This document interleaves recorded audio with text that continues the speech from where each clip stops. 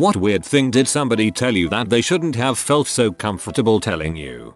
I was working in the photo lab at Walmart. They have a policy about not printing lewd photos, and they have to be destroyed if they are printed. 20 minutes before closing, a woman comes and asks to print some photos. I direct her to the kiosk, and after a while they start printing in the back. I notice that the first few photos are poorly cropped as they come off the machine. They're full body portraits with half her face cut off. This isn't uncommon. The software isn't super intuitive, so I check the next few to see if it happened on more. The next few photos are the same framing, just different poses. It looks like she's showing off this nice dress, and then she's reclining on a couch, and then she's on a bed, and then her legs are spread. Now I have to figure how to tell her I can't sell these prints. I'm already with the policy binder out and open to the relevant page when she comes up, and I start explaining. I'm sorry mom, I can't sell some of these photos to you. They violate our inappropriate print policy, so I had to shred. Oh, I'm so sorry, I forgot those were in there. It's fine, he's not allowed to have those kinds of photos in prison anyway. I was so relieved that she wasn't going to yell at me that it didn't register what she said until after she left. I see my mechanic like 5 times a year, and he always tells me how many Asian girls he met online and hooked up with since we last met. It's like an unprompted tradition he must get past before we can talk about what's wrong with the car.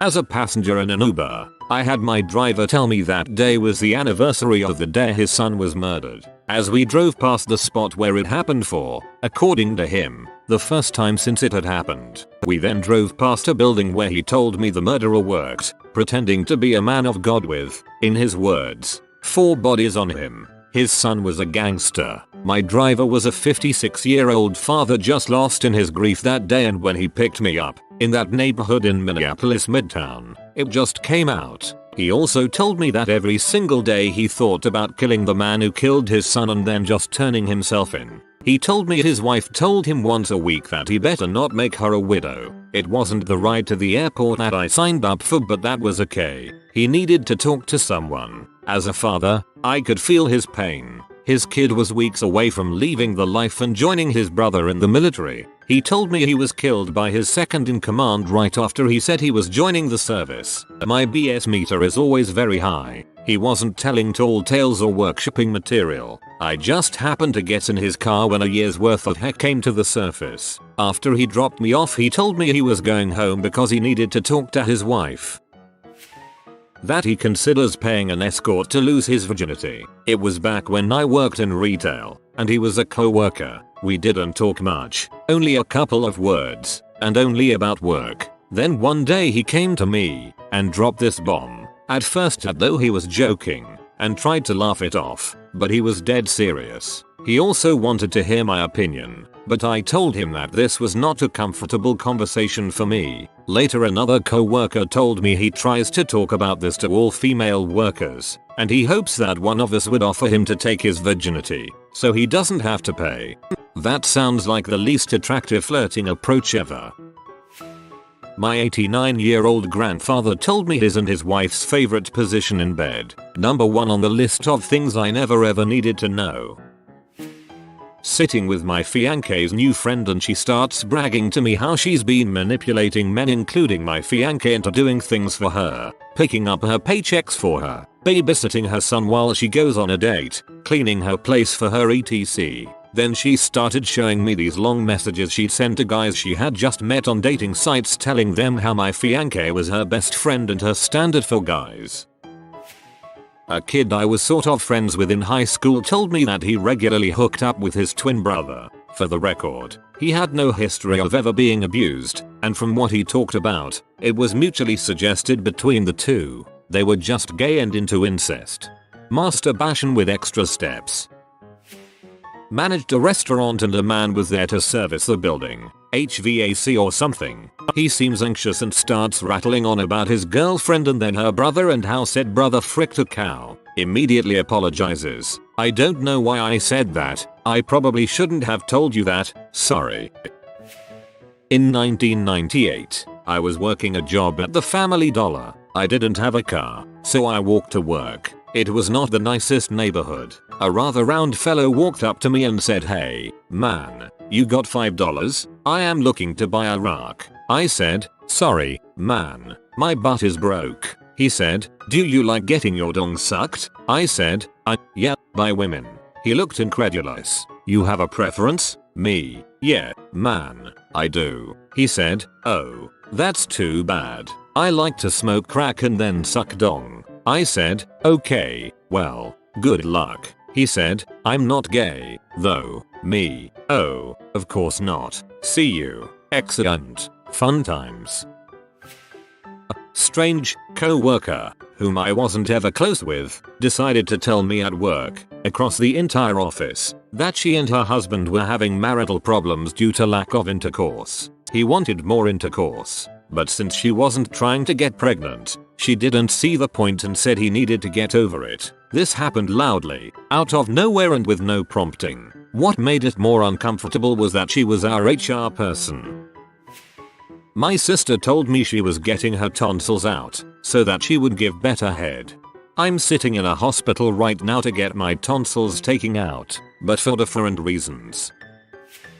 Had a super weird chick who lived in our neighborhood once who asked me if I knew the rules of polygamy and swinging. I was like, no. She then proceeded to tell me some long, rambling story about a house party that her husband was invited to, but not her, because they wanted to sleep with her husband but she couldn't come along to participate or watch or whatever. Her husband was probably 6 feet 4, but weighed around 350 pounds. He was probably the original neckbeard. She was no prize either. I doubt anybody wanted to sleep with either of them. She also told me she hated sunbathing nude because her nipples always got super sunburned. Okay then.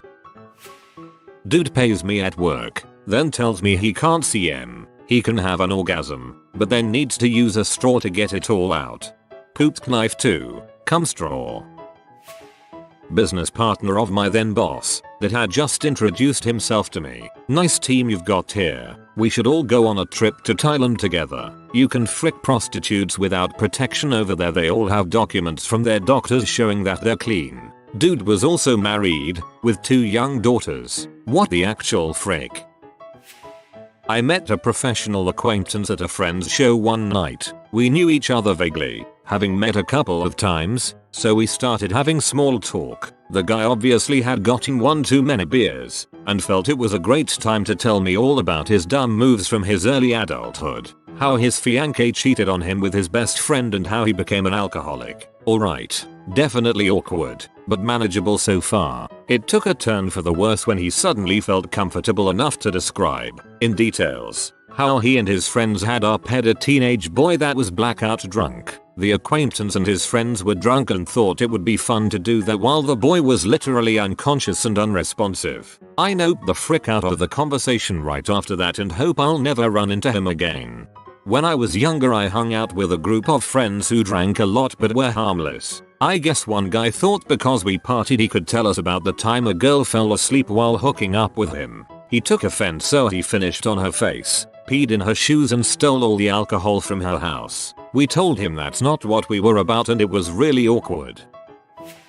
My co-worker told me that he has had flare-ups of gonorrhea over 30 times. He has herpes, and God knows what else. He said he can't remember how many times he's had a Q-tip swab in his dong hole. He doesn't believe me that I've never had an STD and is constantly bringing it up. I don't know what compels this man to constantly talk about STDs, but he must have a forest fire going on down there. A friend of mine doesn't believe me that I have never had crabs or gonorrhea. He says I'm lying. A while ago, my now wife, then my fiance, and I were preparing to get married here in Austin. We spent several Sundays visiting some of the churches in the area that might serve as the ceremony venue to get a feel for them. We visited one beautiful, fairly large, older church near downtown. At the appropriate time in the service, the minister priest, an older gentleman, roughly late 60s-ish, started giving an odd sermon about tithing and how the parishioners had been letting the church down and in a way they were stealing from God by not giving enough. It was a bit of a strange one, and it didn't seem well constructed and thought out, much more on the fly than sermons I was used to. Anyway, after about 10 minutes of this, He wrapped up and asked everyone to bow their heads for prayer, then immediately walked off the stage and started walking down the aisle. My wife and I were about 2/3 of the way back and in an empty row. The service was not particularly well attended. I'm thinking to myself, well, that was kind of a weird. What's he doing? He's heading toward us. Oh, God. While the congregation was still mid-group prayer, he walked to our row and then slid all the way in until he was right next to me. Everyone was watching him, and now us, as they our fathered, or whatever it was. We finished the prayer and then sat down for the offering and a song. He then leaned over and whispered, "Good morning." We shook hands and he continued, "I wanted to let you know that I just had a mental breakdown up there a moment ago." Oh, hey, that's alright. I thought it was great, I stammered in reply. "You're kind. But no, I'm kind of falling apart. I saw you two come in and recognized you and knew. I didn't want you to take that sermon as typical of our congregation. I have to get going. It was a pleasure meeting you both." And he got up and walked right out the back door. We didn't choose that church. Dude, it's time for that guy to take a break and get some counseling, at the least. Cashier at St. Louis Bread Company, informing me she's on her period and flowing very heavily. I get it, I'm a fellow woman, but dang, it's a restaurant. "Ma'am, this is a Wendy's." Me, sits down for my lunch break at work. Random co-worker comes and sits down and says to me, "So I've been watching Cartoon Monster P. Sounds like they had you pegged from the moment you walked in." Okay, Starbucks barista here. I was working the drive-thru and some lady comes in asking for an iced coffee with heavy cream. I pay it no mind as it's not even close to my weirdest order. She gets to the window and starts trying to explain the motives behind getting this drink. "By the way, I'm not getting this for the caffeine. I'm constipated. Whatever still hasn't fazed me. I'm used to weird crap like this." She continued, "I tried an enema 2 days ago and that BS didn't work at all. That's where I had to stop and go to the back to breathe. I was not ready for that. Cause it would be gross if a woman went to Starbucks to buy coffee and drink it for the caffeine. What kind of pervert does that?"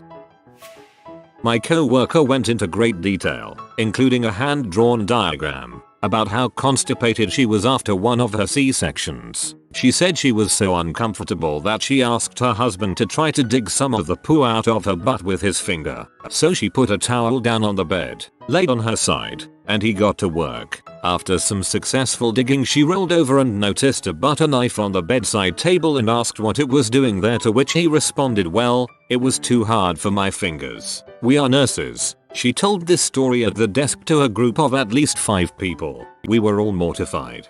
Our unexpected puppet knife. Over my working life, different women co-workers have shared some pretty intimate things. Having the runs, how much difficulty she had getting her BF to frick her, explaining her dating intimate history of the prior 7 years, with diagrams, ETA, diagrams, a kind of Gantt chart showing how they all overlapped, a mood web of qualities and faults, and a ruler as a visual aid to demonstrate dong sizes.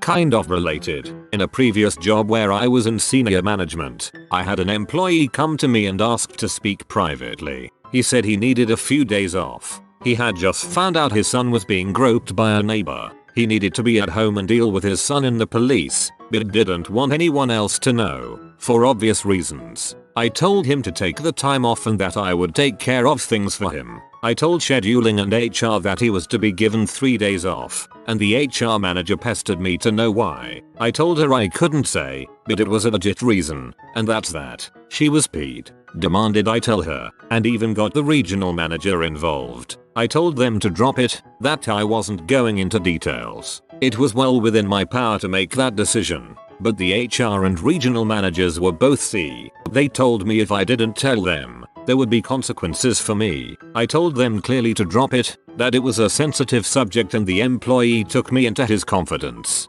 End of story. The employee wasn't one to take excessive time off, and he had sick and vacation time, so I told them there was no reason to make this an issue. The weird thing is, I didn't have a particularly good relationship with this employee. Not sure why he told me, as he was friends with another of the senior managers, who could have taken care of this for him. But I was known to be an employee first manager, and I still am. I suppose he trusted me, despite us having some differences. It was quite heavy burden to take on, knowing what this guy was going though. But you don't always get to pick your battles. Sometimes you just have to fight them. I never did share the reason why I allowed the time off, even after several of the bosses cornered and pestered me. In the end, I was let go for others' reasons, standing up for another employee, but feel this incident contributed to it. Frick em, I would do it all over again. Right is right. Yurak. Chatting with another mom at the park. Now we can chat about some pretty weird things, like discussing your kids' pooping habits would be a normal conversation. Even to some extent discussing how things are going in the bedroom isn't that weird. But I've had some weird things other moms have confided to me. The one that stands out was a mom who confessed she was a closeted lesbian in a loveless marriage who has a huge crush on her teenage son's girlfriend. It got even weirder too. Oh god. I seriously wouldn't mind being pet by an octopus, you know, like an anime and stuff. This was said to me by a co-worker, female, while on the clock, during lunch rush, in the dining room, loud enough for costumers to hear. What triggered this confession? I mentioned in passing how much I like fried calamari. I don't know if this qualifies, but some drunk girl said I would be a nice weekday only boyfriend very casually, and that felt like a very backhanded compliment to drop on me so suddenly. Yesterday the girl I'm dating told me that she had kissed one of my friends on Saturday. I actually appreciated the fact that she was being honest and thanked her for telling me something like this before we were like officially a couple. She got mad because I didn't flip my crap. I'm not on high school anymore. I'm not gonna go beat my friend for you. I felt she wanted me to be mad and fight for her. Frick that. Did I dodge a bullet? You dodged the crazy train, my friend. We had an oversharer at work. Nothing was off limits. She was due to go on holiday with her husband to Thailand. She was excited that she could get her husband an escort so that she wouldn't have to have anal on his birthday. The escort was okay as long as it was only anal. My co-worker told me he fricks his ex while choking her sometimes. Years ago, I lived in Florida. My girlfriend, now wife, and I went to a Chili's one night to get some drinks with her co-workers. After they left, we went back inside to the bar for one more drink because it was still early and we lived nearby. This older guy walks in and sits down a few stools away from us and immediately starts giving us some light-hearted crap about football. Then notices my girlfriend typing something on her phone. Within 60 seconds of meeting us, he decided to drop this. Oh, you like looking things up on them phones, huh? Google my name. We Google his name and the first result is a news article that names him as the victim of an attempted murder-suicide by his wife. She shot him in the head, then shot herself in the head right after. She died. He didn't. Police came after a call of shots fired. They found him unconscious but alive, med-flighted him to a hospital and he woke up later that day. And that was his icebreaker story. Floridians have no concept of ice, so they don't know how hard to go in order to break it. You have been visited by the comfortable garlic bread of good back support. Subscribe to AskReddit in 3 weeks or never sit comfortably again. You have a lot of time for this one. I understand if you're busy, no rush. If you are new to the channel, you can subscribe. I publish new videos every day. Until then, check another video, or don't. Either way, have a great day you magnificent people.